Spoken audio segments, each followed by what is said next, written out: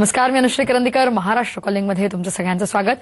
वास्तुशास्त्र आणि त्याचे दैनंदिन जीवनावर होणारे परिणाम आपण गेल्या काही एपिसोड्समध्ये जाणून घेतलेच आहेत. आज आपण वास्तुशास्त्र सर्वांसाठी या विषयावरती चर्चा करणार आहोत आणि त्यासाठी आपल्याकडे आलेले आहेत वास्तुतज्ञ आनंद पिंपळकर. नमस्कार सर, स्वागत आहे. तर या विषयावरील पहिला वेब रेडिओ आनंदी वास्तू radio.net त्यांनी सुरू केला. यासाठी आपण HTTP या वेबसाईटवर लॉग इन करू शकता. तसंच आनंदी वास्तू हे त्यांचं पुस्तकही प्रसिद्ध आहे. शिवाय फेसबुकवरही आनंद पिंपळकरांना तुम्ही भेटू शकता. युट्यूबवरही आपण हे यांचे व्हिडिओ आहेत हे पाहू शकता. तर तुम्हाला आत्ता या संदर्भात काही प्रश्न असतील तर तुम्ही आम्हाला फोन करू शकता. यासाठी आमचा नंबर घ्या 02266843333. सर, आपण जसं तुम्ही म्हटलं की वास्तुशास्त्र या विषयावरती गेल्या एपिसोड्समध्ये बोलतोच आहे. आज आपण वास्तुशास्त्र सर्वांसाठी हा एक निवडवनाने असा एक विषय घेतलेला. आपण जसं तुम्ही म्हटलं की वास्तुशास्त्र या विषयावरती गेल्या एपिसोड्समध्ये बोलतोच आहे. आज आपण वास्तुशास्त्र सर्वांसाठी हा एक निवडवनाने असा एक विषय घेतलेला आहे. तर सगळ्यात प्रथम आपण सुरुवात करूया ती रंगपंचमीनी. आता रंगपंचमी नुकतीच झालेली आहे.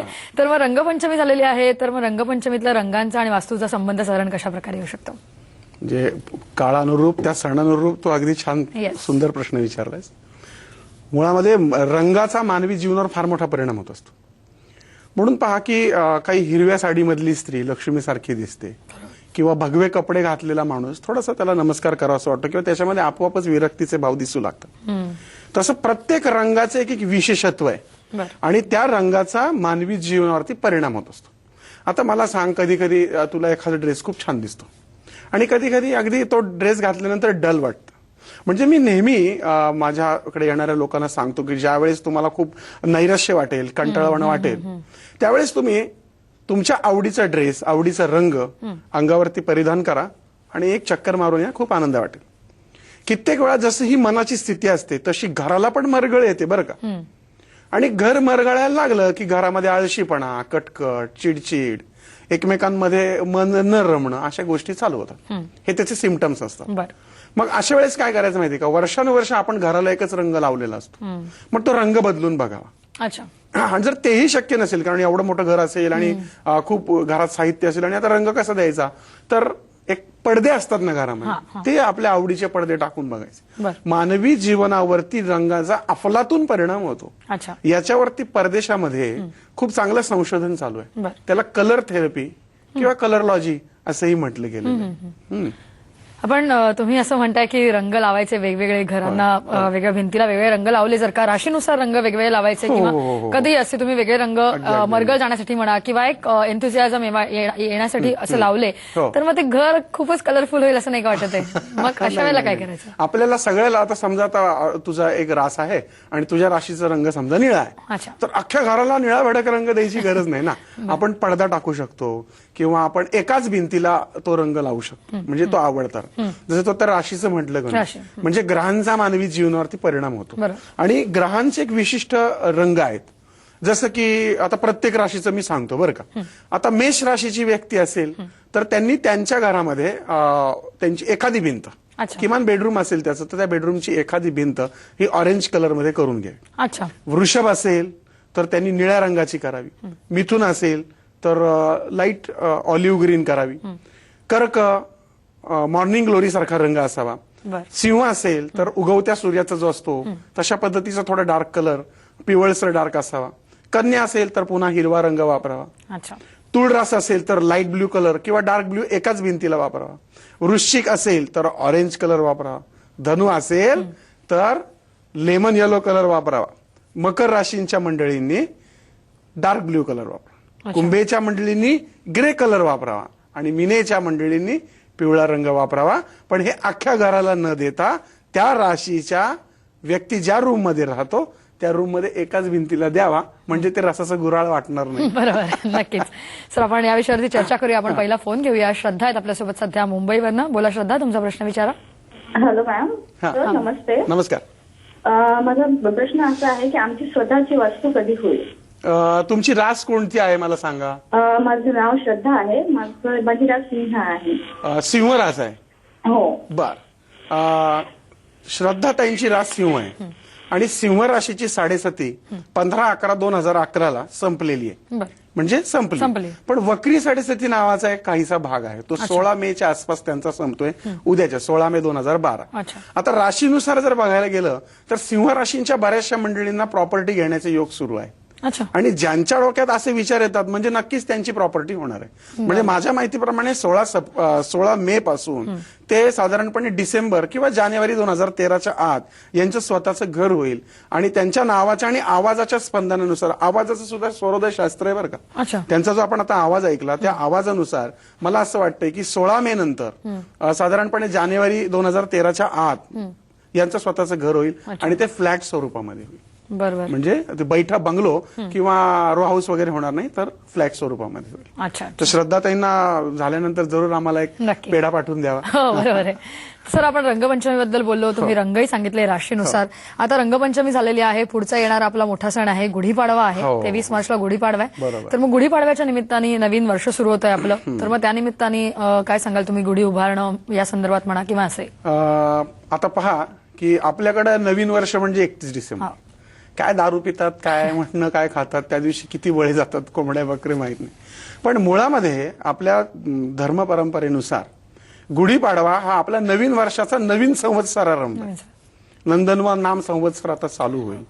नंदनवनासारखा काळ असेल असं प्रत्येक, आता खरं नाम संवत्सर आहे म्हणून खरखर जास्ती होते असं म्हणतात. अच्छा अच्छा. तर हे नवीन संवत्सर चालू होतं तेव्हा नवीन वर्षाचं स्वागत, पूर्वी लाईटच्या माळा नंतर असं काही फारसं ती पद्धत नव्हती, म्हणून गुढ्या उभारून नवीन वर्षाचं स्वागत केलं जायचं. आता गुढीमागे अनेक परंपरा आहेत बरं का. जसं की रामाची वनवासातून सुटका झाली म्हणून पण गुढ्या उभारल्या गेल्या, किंवा पांडव सुद्धा वनवासातून आले म्हणून. पण ही जी गुढी उभारली जाते ही नवीन संवत्सर सुरू होते म्हणून उभारली जाते. अच्छा. आणि ज्यांच्याकडे प्रथा नसेल त्यांनी प्रथा पाडायला हरकत नाही, कारण याच्या मागे फार मोठा काही असं की जसं की काही लोकांकडे गणपती बसवायचा नसतो, पण बसवल्यानंतर त्यांच्या घरामध्ये काहीतरी त्रास होतात, मग ते योगायोगाने होतात की माहित नाही, पण असं वारंवार घडलं की लोक म्हणतात की आम्हाला गणपती धार्जिन नाही. तसं गुढीचं काही नाही. अच्छा. तुला तर आश्चर्य वाटेल अनुश्री, काही ठिकाणी खारी गुढी उभी करण्याची पण पद्धत आहे. अच्छा. म्हणजे निपाणी किंवा तुम्ही त्या साधारण बेळगाव वगैरे भागामध्ये गेलो तर त्या ठिकाणी आपल्याकडे गोडी गुढी उभी करतात. म्हणजे आपण ते साखरेची जी हे लावतो बत्तासेचं ते माळा अडकवतो तसे ते खाऱ्या गोष्टी अडकवतात त्याला. अशा पद्धतीच्या चित्रविचित्र प्रथा ठिकठिकाणी आहे ज्या कालांतराने आल्यात. पण शास्त्र काय सांगतं तर गुढी उभारताना एक कलश, तांब्याचा कलश, त्याच्यानंतर एक सुंदरशी काठी, ती शक्यतो बाभळीची नसावी, औदुंबराची असेल तर चालेल, किंवा बांबूची सुद्धा नसावी. बांबूची चालत, बांबू गेल्यावरच चालतो ना, म्हणून शक्यतो काठी झाडाची असावी, आंब्याची म्हणजे आंब्याची असेल तर उत्तम. मग त्याच्या पुढच्या टोकावरती ती साडी किंवा ब्लाउज पीस असेल तर ते बांधावं. त्याच्याबरोबर आपला ते कडुलिंबाचा पाला तो बांधायचा, एक हार घालायचा त्याला, आणि गुढी आपण म्हणजे साखरेची गुढी त्याला लावून त्याच्यावरती तो तांब्या किंवा ठेवायचा. तांब्या ठेवणं उत्तम. आणि ती गुढी दरवाजाच्या बाहेर उभी करायची. सूर्यास्तानंतर ती उभी करायची आणि सूर्यास्तापूर्वी ती काढून घ्यायची. अच्छा. सूर्यास्तापूर्वी ती काढायची. तर अशी आहे गुढीची परंपरा. मग ती गुढी उभारल्यानंतर त्याला हळदी कुंकू व्हावं, गुळ खोबऱ्याचा नैवेद्य दाखवावा आणि ते कडुलिंबाची थोडीशी पानं खावीत. आता तू बघशील तर त्याच्या मागे पूर्णपणे सायन्स आहे. बरोबर. चैत्र पालवी आहे, चैत्र मास आहे आणि चैत्र पालवी निर्माण होते, झाडाची मरगळ जाते आणि सुंदरशी ती पालवी येते आणि ती पालवी आपण लावतो. आणि ते कडुलिंबाचा पाला हा रक्तशुद्धी करता उत्तम मानला गेलेला आहे. आणि त्यामुळे ज्या दिवशी तो कडुलिंबाचा पाला आणि तुमचे धने, थोडंसं गुळ आणि ते खोबरं खाण्याची पद्धत आहे. आपल्या प्रत्येक रीतिरिवाज आणि परंपरा मागे 100% आयुर्वेदाचं विज्ञान लपलेलं आहे. बरोबर. नक्कीच. गुढीचं शास्त्र म्हणजे आपण गुढी उभारतो, बऱ्याच ठिकाणी गुढी उभारली जाते आपण बघितलं, पण याच्या मागचं शास्त्र काय, म्हणजे ती का उभारावी याच्याशी काही संबंध आहे का आपला? प्रत्येक घरामध्ये मांगल्य निर्माण असावं आणि वर्षभर ते मांगल्य टिकावं हा त्यामागचा उद्देश आहे. अच्छा. नक्कीच. आपण पुढचा फोन घेऊया. सध्या सचिन आहेत आपल्यासोबत सांगलीवरनं. बोला सचिन, तुमचा प्रश्न विचारा. हॅलो. हा बोला. हा नमस्कार. बोला. तर म्हणजे फार्म हाऊस म्हणजे शेतात एक घर बांधलेलं आहे. मग ते पाईपलाईन वरती बांधलेलं आहे, त्याच्यामुळं घरात वारंवार भांडण होतात आणि म्हणजे सारखे मुलांच्या आणि आईच्या भांडण होतात. बर. पाईपलाईन जी खालून गेली आहे ती किती मोठी पाईपलाईन आहे? ती साधारण 1 फूट व्यासाची. मग ती अशी अख्ख्या घरातनं गेली आहे का मुख्य दरवाजातनच गेली आहे? नाही, घराच्या बरोबर सेंटरहून गेलेले, म्हणजे पूर्वी गेलेले आणि त्याच्यावरती घर वडिलांचे म्हणजे आजोबांनी बांधलेलं आहे ते. बर. मग घरामध्ये स्त्रियांना पिरियडिक काही आजार आहेत का, काही पोटाचे त्रास किंवा चिडचिड मनस्ताप या गोष्टी होतात का? बर, सचिनच्या प्रश्नाचं उत्तर आपण देऊयात. मुळामध्ये जे जलतत्व असतं हे जलतत्व कुठेही निर्माण करणं तसं त्रासदायक असतं. यासाठी यांनी एक छानसा उपाय करून पाहावा. यांच्या घराचा जो ईशान्य कोपरा आहे, आता ती पाईपलाईन गेली ती उखडायची नाही, त्याने काहीतरी पुढे काहीतरी वेगळाच गोंधळ होईल. त्यामुळे ती पाईपलाईन आहे तशीच राहू द्या. आणि त्यांनी सचिन तुम्ही एक काम करा, चांदीच्या डबीमध्ये गंगाजळ भरायचं. चांदीच्या डबीमध्ये गंगाजळ भरायचं, 5 मोती भरायचे, ती चांदीची डबी बंद करायची आणि घराच्या ईशान्य कोपऱ्यात पुरून टाकायची. हा साधा सिंपल फंड आहे. आणि कुठेतरी एखाद्या कोपऱ्यामध्ये खड्डा करून त्याच्यामध्ये 7 धान्य जमिनीमध्ये खालून टाकून वरनं तुम्ही माती घालून ती बंद करून टाका. वास्तुशांती करून घेणं गरजेचं आहे. वास्तुपुरुष आग्नेय कोपऱ्यात निक्षेपित करणं गरजेचं आहे. याशिवाय घराच्या 4ही भिंतींवर अष्टगंधा ओलं करून त्याच्यामध्ये खायचा डिंक घालून अष्टगंध ओलं करायचं गंगाजळामध्ये आणि स्वस्तिक काढायचे 4ही भिंतीवर. हे केल्याने सुद्धा त्यांना खूप चांगला अनुभव येईल. आणि जलतत्वावरनं जेव्हा जाणं येणं होतं तेव्हा त्या घरातल्या स्त्रीला पिरियडिक पाळीचे आजार निर्माण होतात, पोटाचे आजार निर्माण होतात. बऱ्याच वेळा असं पाहण्यात येतं, अनुश्री मी अनेक ठिकाणी व्हिजिट करताना घरात जाताना दरवाजातच पाण्याची टाकी असते. मग हमखास विचारतो काय हो, पोटाचे त्रास आहेत का, पेटचे प्रमाण, तर होच म्हटलं जातं. म्हणजे इतकं अनुभव सिद्ध शास्त्र आहे. मग अशा वेळेस काही पिरॅमिड्स सुद्धा काही मंडळी लावून ती एनर्जी कट करण्याचा प्रयत्न करतात किंवा तांब्याच्या तारा टाकून पण करता येतं. पण हे इतकं आपल्याला कार्यक्रमात सांगणं सचिनला अवघड आहे. त्यासाठी आनंदी वास्तू जे आपलं पुस्तक आहे ना त्याच्यामध्ये भरपूर माहिती दिलेली आहे आणि त्याचा उपयोग होईल. नक्की. तर आपण आता सणांविषयी आणि त्या दृष्टिकोनातून वास्तुशास्त्राचा संबंध कसा आहे याविषयी चर्चा केलेली आहे. वास्तुशास्त्र सर्वांसाठी हा आज आपला विषय आहे. याविषयी आपण आणखीनही चर्चा करणार आहोत महाराष्ट्र कॉलिंगमध्ये. इथे वेळ झाली एका छोट्याशा ब्रेकची.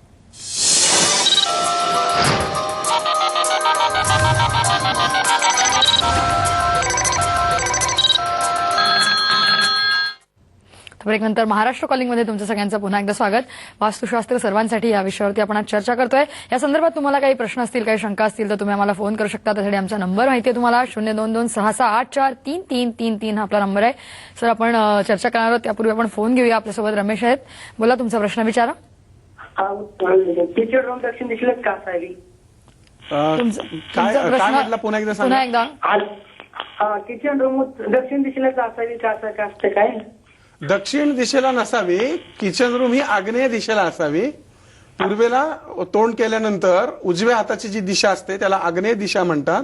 त्या आग्नेय दिशेला आपलं किचन असावं आणि स्वयंपाक करताना आपलं तोंड हे नेहमी पूर्व दिशेला व्हावं. अशा पद्धतीने आग्नेय कोपऱ्यामध्ये गॅसची शेगडी असावी आणि त्याच्या डाव्या हाताला म्हणजे त्या ओट्याच्या डाव्या हाताला त्याचं सिंक असावं.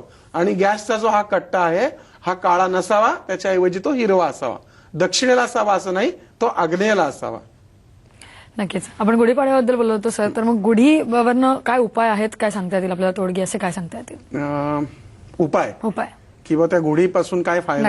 धर्मशास्त्राने भरपूर उपाय सांगितलेले आहेत. आता खूप सुंदरसा उपाय ज्या मंडळींना कामामध्ये अपयश येतं अशा मंडळींनी करून बघायला हरकत नाही.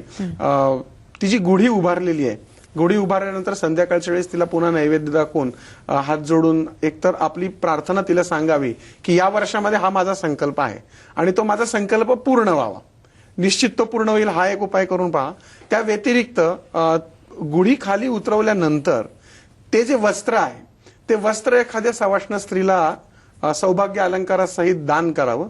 दान करताना सुद्धा मनामध्ये तुम्ही वर्षभरात जे तुमच्या मनामध्ये आणलेलं आहे ते पूर्ण होण्यासाठी ती साईभूत व्हाव्यात शक्ती, अशा पद्धतीने प्रार्थना करावी आणि तो दान धर्म करावा.